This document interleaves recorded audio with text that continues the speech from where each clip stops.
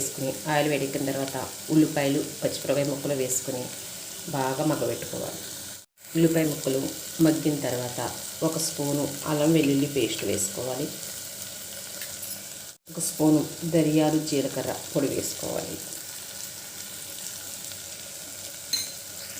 అల్లం పచ్చివాసన పోయిందాక వేపుకున్న తర్వాత ఒక 2 టమాటాలు చిన్న చిన్న ముక్కలు కట్ చేసుకుని అవి కూడా వేసుకుని బాగా మగ్గించుకోవాలి. టమాటా ముక్కలు మగ్గిన తర్వాత ఇందులోకి 1 కప్పు బీన్స్ వేసుకోవాలి. బీన్స్ వేసాక 2 నిమిషాలు మగ్గిన తర్వాత మనకి కారం ఎంత కావాలంటే నేనైతే 1 స్పూన్ వేస్తున్నానండి.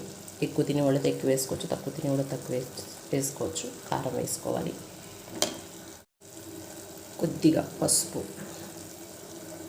సరిపడా ఉప్పు కూడా వేసుకోవాలండి.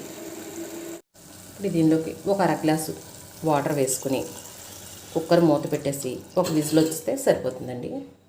హీట్ వచ్చిన తర్వాత కుక్కర్ మూత తీసేసి ఈ వాటర్ అంతా ఎగిరిపోయేదాకా ఉడికించుకోవాలి.